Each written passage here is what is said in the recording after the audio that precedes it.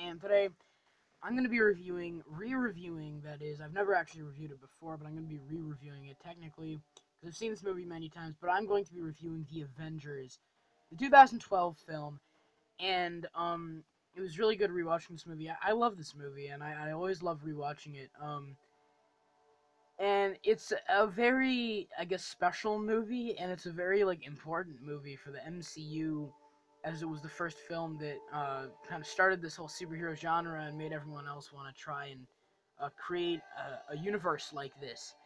And it brought all these characters together and kept every single character and storyline consistent for the most part. And it's a ton of fun, and it's emotional, and it's great. I love the Avengers. I don't like Age of Ultron. I love Infinity War, and this one I think are the two best of the MCU possibly. Um, and it's like all these characters, like it's crazy that this movie actually works, but it does. They bring in all these characters and they keep it consistent. There's great editing in the first half where you have Nick Fury and there's the Security Council and they're like, wars aren't won by sentiment, and then he goes, no, they're won by soldiers, and then it cuts to Captain America punching the punching bag, and there are tons of scenes like that where someone says something, then it cuts to a character heavily related to that subject, and it's just such great editing. It's really well done, and just really smart on the part of the film. I'm not going to discuss all the characters. Tony Stark is probably one of the best it's one of the best performances I think he's had in the MCU, at least in my opinion. Um, Scarlett Johansson, Jeremy Renner, Chris Hemsworth. Chris Hemsworth isn't quite as good as he gets in Ragnarok and Infinity War, but he's still good here, better than he was in the first Thor. Probably his best performance of Phase 1. Chris Evans as Captain America, great. A much more comedic spin on the character, but still very well done. And this is the first film where we were introduced to Mark Ruffalo's Bruce Banner. He's just a great character as well. He has a lot of great interactions with Tony, and I love when Tony is talking to him, and he's like, "So you're saying the Hulk saved me?" That's nice. And he's just a very a nervous character for a lot of the film, and I still love the line where he says, "We're not a team. We're a chemical mixture that creates chaos. We're a time bomb." I love that line. It still sticks with me past this film. So I love that line from him, and of course, I'm always angry. Like, this film just created a lot of these quotes that can still stick with us past this film. Um, and it's just uh, yeah, they still stick with you past this film and are used in a lot today. Like, I'm always angry, and there's just all these little funny moments that are sprinkled throughout it, which you just don't expect to be so witty. And someone brought up, I watched a video by someone, and they brought up that the movie doesn't really hold up. Not all the jokes hold up on multiple rewatches. And when I rewatched it last year, I hadn't seen it in a long time, and it surprised me. And with Infinity War, it's something where Infinity War I think is probably better in that department, because every time I rewatch Infinity War, the jokes, I notice something about the joke each time I watch it that's actually even funnier every time I watch it. This movie, I know every quote that comes up. I know every line for the most part. Um, which you can say is a good thing because it's memorable. Like, they are memorable quotes, and it's great that they're that memorable, but they aren't, the movie, once you know all the lines and witty jokes, then it doesn't really hold up that well. But, once again, that's a nitpick, because the movie is really funny. As a Lord of the Rings fan, love when Tony Stark goes, "Better clench up, Legolas," and flies Hawkeye to the rooftops. Yeah, it's just great. And then on the other topic of issues of the film, there's one really bad scene, which I kind of thought about, which is, it might be because I haven't watched Thor in a long time. I haven't watched Thor in a while. It's been over a year since I last watched the first Thor film. But in this film, they have this random scene where they have to connect it to the first Thor, obviously. And they're in the Quinjet, and that scene isn't that bad, but then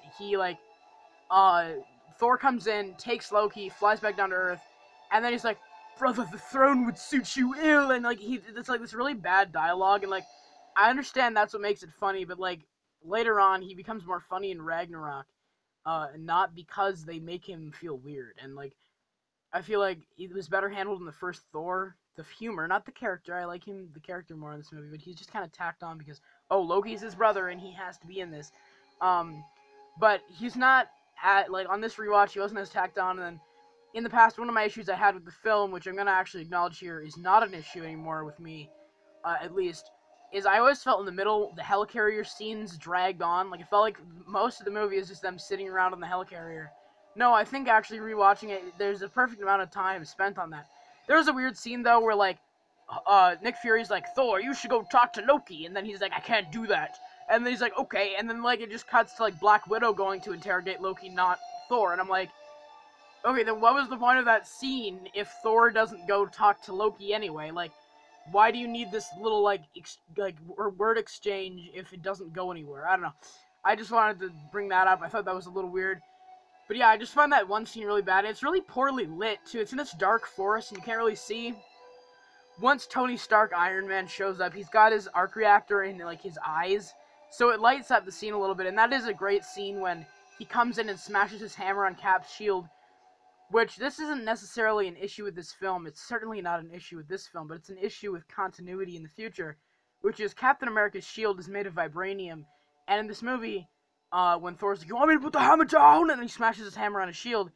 They, basically, explain that, vibranium is stronger than Uru metal from Asgard in this universe. But in Infinity War, Thanos brings down his army of alien outriders, and they just throw them around. They throw around Black Panther, whose suit is completely made of vibranium, let alone a shield.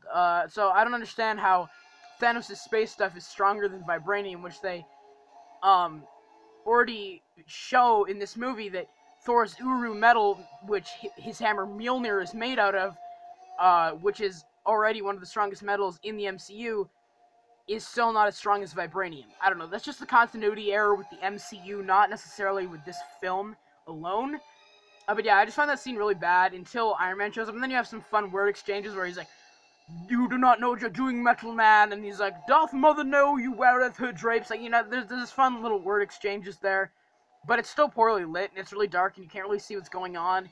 And that whole dialogue exchange with Loki's really terrible. It's an exposition scene just to tie it into the first Thor movie.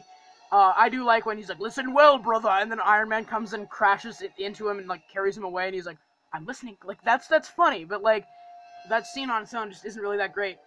And then I wanted to discuss, there's some continuity error with Thanos' backstory, where in Infinity War, they explain that he's worked with, if they just left the scene out of Infinity War, I wouldn't count this as a continuity error. But since they do clarify this in Infinity War, it's a continuity error, where in the flashback when he first meets Gamora, and it's safe to assume that that is a long time before the Avengers, because in Guardians of the Galaxy, he's still sitting in the chair, and Gamora's off on her own adventures with Ronan and stuff. So he met Gamora long before the Avengers, because the Guardians of the Galaxy is just 2 years after the Avengers. So he met Gamora a long time ago, but where he has all his little goons, the Chitauri, and then he has the Other, who gets killed in Guardians of the Galaxy. But where's Ebony Maw and Cull Obsidian and Corvus Glaive and Proxima Midnight? Where are his 4 children, the Black Order? Where are they? Why weren't they here? And the MCU, this is just a small criticism, but the MCU is so good at tying in plot points. That's one example where I feel like the Russo brothers were like, here, we'll write in these new characters, but they don't really, it feels like they're just rewriting what happened in this movie, because we've never seen them before, and then you're supposed to believe that I don't know about the other 3, but he's at least had Ebony Maw for a really long time, and why does, his motivations are they're clear in Infinity War, but it's from his past actions, he gave Loki the scepter, which had the Mind Stone, and he wants the Mind Stone anyway, because it's not like in Infinity War, he just finally decided to achieve this goal. His whole life, he's been wanting to wipe out 50% of all living creatures, but in this movie, he just sends an army to New York and gives up one of the stones to Loki, even though the Other is very persistent at Loki that he doesn't lose the Tesseract. But it's still kind of a continuity error if you think about it, if you understand what I mean. But that's pretty much all I have to talk about this film in terms of negatives. I know I've gone on for a while about negatives, but there's a lot of stuff I want to talk about that's positive about this film. And another thing is I love the musical connections in this movie. Now, if you didn't know, I'm a huge music guy. I am a singer. I'm a choir singer, and I play guitar. I play a lot of instruments. So I'm a very musical person, and I love music. So the score in this film, a lot of people criticize, but I love the musical connections that it shares to Infinity War, which when I first watched Infinity War in the theater, I was like, why does that seem familiar? And then I rewatched the Avengers, and it became clear to me. When Iron Man suits up in this film, when Loki throws him out the window and his suit comes onto him, you hear the da da da da da da. Dun, dun, dun, dun, dun, dun, dun, dun, dun, dun, dun, dun, and that's the same. It's not that exact same from Infinity War, and they slightly change it in Infinity War, but it's the same as when he suits up in the Mark 50, the nanotech suit in Infinity War, which I find a really interesting musical connection. There's also some other ones when Thor is shooting his lightning to take out the Chitauri.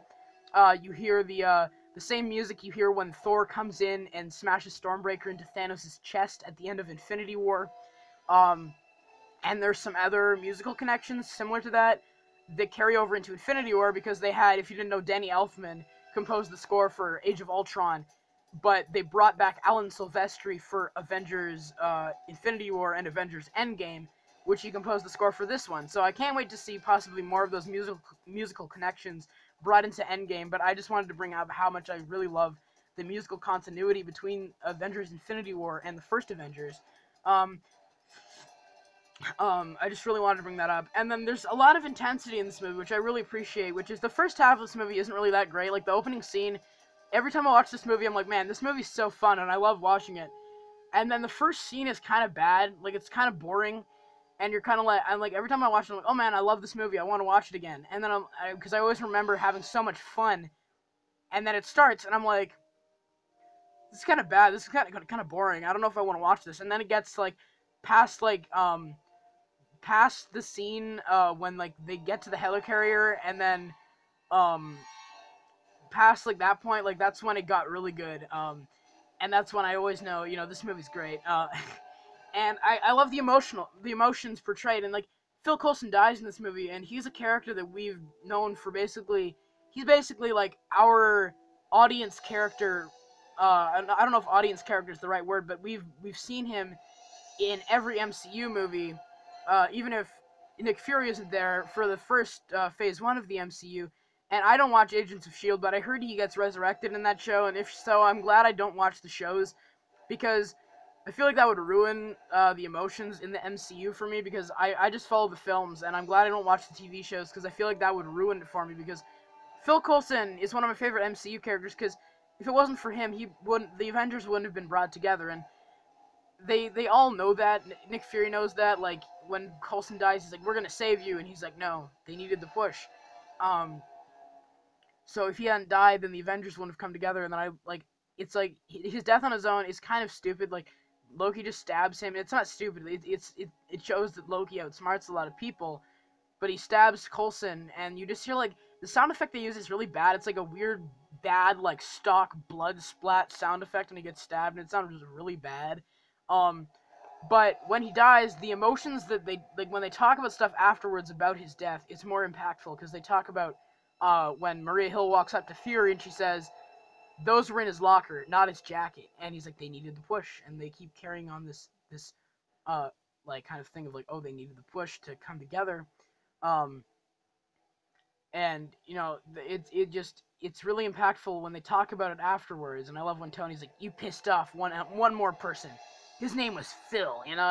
It's just it's really good, and it just makes me feel really happy. They bring that out after the character dies. It's just really good. And there's a lot of intensity as well. There's some very intense moments which I appreciate.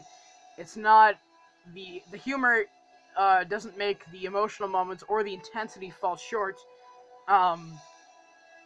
And it sets up things for future films in a very smart and quick way. Like when Cap brings up the fact that, oh, you guys are making weapons, and that's not a good thing.